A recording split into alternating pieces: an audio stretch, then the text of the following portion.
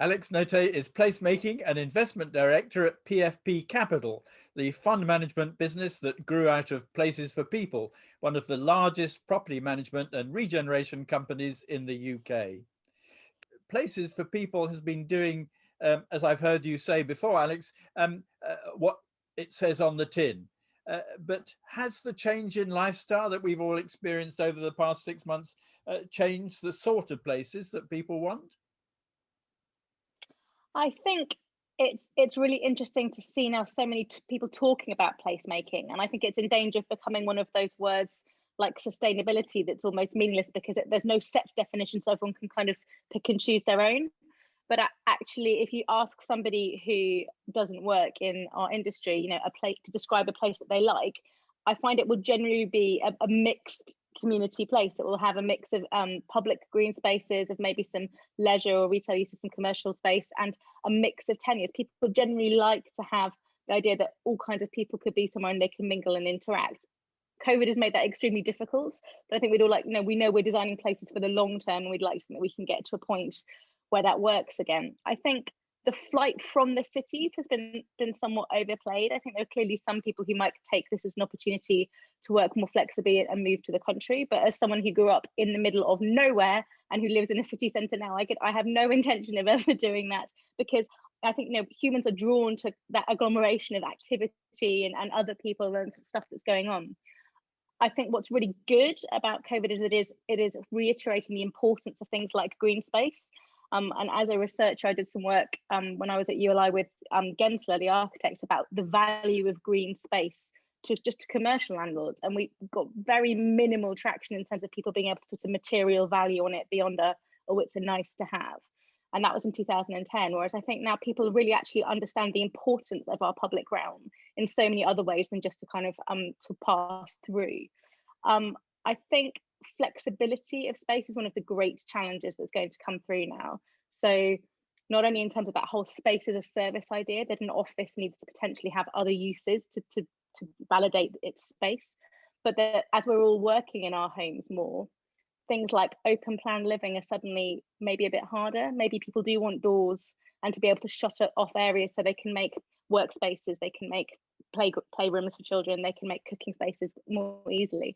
So I think there's some interesting design changes we might see, but fundamentally I think it's the placement of health at the core that is going to be the most important thing. I've been doing some work with the charity, the Health Foundation, who are bringing together public health directors across London and who are clearly phenomenally busy right now.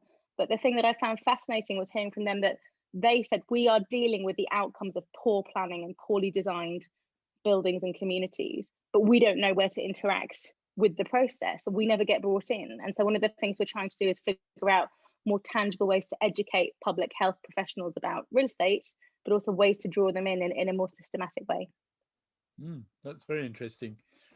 So among the other things which might be accelerating, I guess, due to COVID-19 is perhaps the shift towards quality build to rent project. That's obviously your field, and I guess you'd see that growing over coming months. Absolutely. I think the thing that the build to rent sector always tried to emphasize was the difference of having a professional landlord. And I think so, someone who was responsive in terms of the basics of maintenance and operations, but actually during a crisis, it wasn't just about the snazzy amenity areas and whether the gym was open or that kind of thing, but it was actually about a community manager who could make sure that people really were okay, and that you could find ways to help people still be able to work or access childcare or access other provisions. And I think we saw an awful lot of build to rent operators really go beyond what perhaps might have been expected in terms of really trying to look after their communities.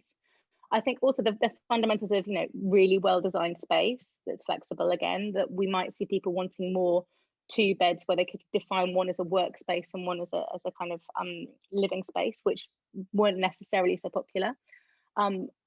And I think the idea around that security of tenure, premature termination of a lease is the second most common cause of homelessness in the UK. And it's why I think the broader PRS in many terms is kind of the Wild West. There are plenty of people who are in work, they're not kind of problem families, but that insecurity of tenure leads on to all the things around food poverty and digital poverty and insecurity, poor outcomes for children.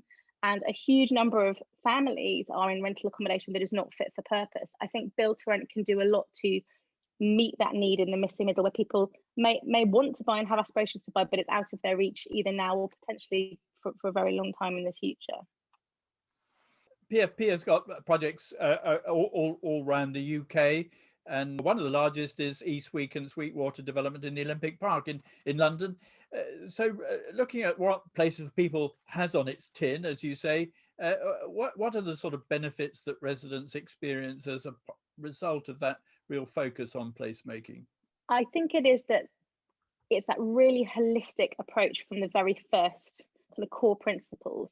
There is a tendency in development to be guided by the red line and the pragmatic kind of phasing of build phases and cost plans, which is important, and we have to do, but means that you can end up with the best of intentions, little pockets of space that don't quite work or they don't quite interact as well as they could, because what's happened is the focus on delivery has become the individual components rather than the whole. What I think Places for People has done very, very effectively in places like East Wick and Sweetwater is think at that spatial level first, infrastructure first. So thinking about things like a health centre and educational provision, about the green spaces, and particularly making them accessible.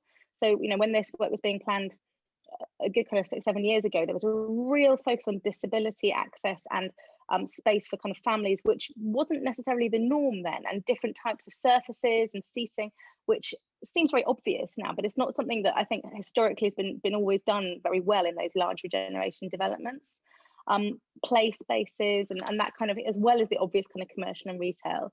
So some of those first phases of for sale homes and shared ownership are starting to come through now, and I think what the residents will see there is the benefit of a place that has already become real, because those core bits have been put in first. They're not kind of parachuted in and it could be anywhere, and they're just in a residential building. Even after COVID-19 and whatever impact that has on London's population, we will need more affordable homes in London. And it's an asset class that can provide low risk, long-term rewards that investors are looking for, particularly those with an ESG mindset. In a post-COVID environment, do you think this could help restore, let's say, a better balance to housing delivery in London, away from the building to sell in order to support the affordable? Do you think this is a change which might be happening? I'd love to say yes, because it should. But I think what that question highlights, Peter, is the disconnect between the way that our property world is funded and the way that it can be delivered. So there is absolutely no shortage of international capital, pension funds that really want to get into residential. That's been coming over the kind of past years anyway. And as you say, the security and the stability of income from an affordable portfolio has been very appealing for some time. Now you're seeing an awful lot of kind of real estate investors who would traditionally have gone into retail or office having to pivot and switch, and resi, the stability, everybody needs a home, and rental portfolios becoming very popular. The irony, and particularly in London, is the way that the kind of our land pricing system works or doesn't work, and the kind of the uncertainty of planning and the planning gain, and what happens around a disconnect between the place that could and maybe should be created, but what people can secure as a landowner and a kind of uplift, means that you don't necessarily get the best quality places, and that actually we drive it all to the people with the deepest pockets. Volume house builders get a bad press. A lot of them do a lot of really, really good work, and particularly in London, there have been some great examples. But equally, there is a tendency for us to build lots and lots and lots of the same thing, which appeals only to is only accessible to a certain proportion of the market. And when we say affordable equates to 80% of the market value, well, that's still completely out of reach for someone on an average Greater London salary of £19,500. So I think the push to understand that we do need more true social housing, and that has to be funded, that the grant funding regime is kind of in fumes of what it was, and there needs to be a way to revisit looking at that. But that we also need all of those other tenures in the middle, and build to rent is one of those. And within build to rent, there is a range of much more affordable to kind of very luxury and everything in between.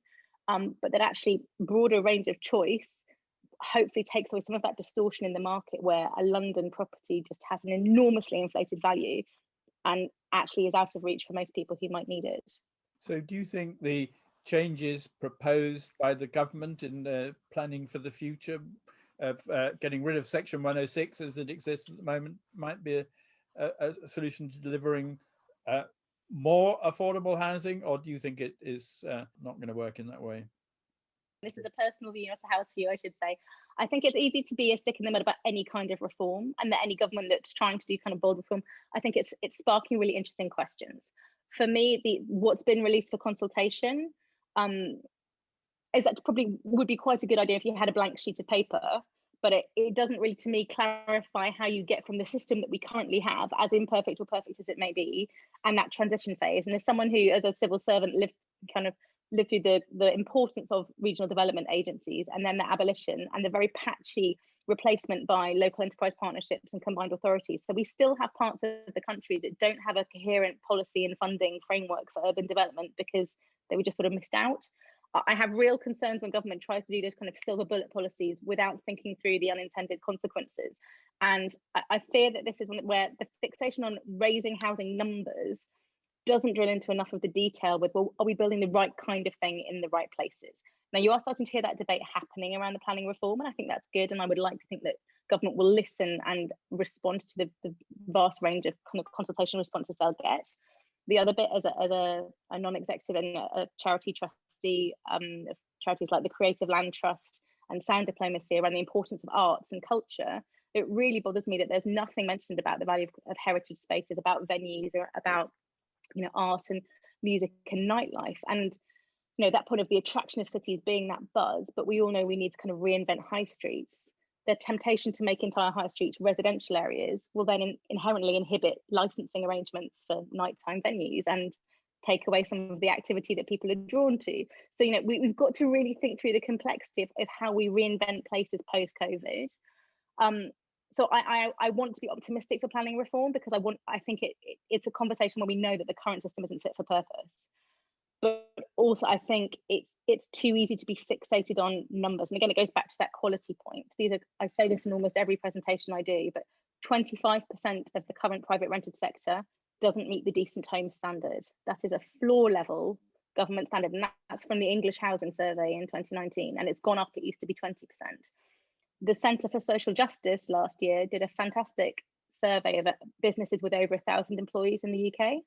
And 43% of them, and again, pre-COVID, said that poor housing was having an impact on their staff productivity. And 48% of them said it was having an impact on their staff well-being. So well before COVID, there were direct correlations between housing and our economic productivity as a country. And I think my concern is that the current push for numbers, and let's not get into PDR and that kind of thing, actually will create so many more problems actually for people as an economy when we're trying to get back on our feet, where we need a bit more consideration of the complexity of design and delivery and different typologies, and how you make that financially and socially viable. It's a really challenging thing, which is why it's interesting to work in, but there are no silver bullets for housing policy, and it would be very refreshing for a government to acknowledge that. It's very worrying too, I guess, that during lockdowns and so on, those sorts of issues where housing is affecting people's lives and performance in normal times, it gets just even worse, isn't it, during a period like Absolutely.